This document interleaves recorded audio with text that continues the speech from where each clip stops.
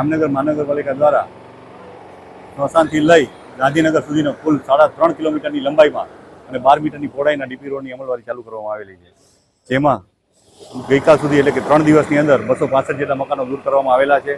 આજે અને આવતીકાલ સુધી આ કામ ચાલુ રહેશે. કુલ 331 આસામીઓના 400 જેટલા મકાનો જે છે એ દૂર કરવાના થાય છે, જેમાં કોમર્શિયલ અને રેસિડેન્સ બંને વસ્તુ આવી જાય છે.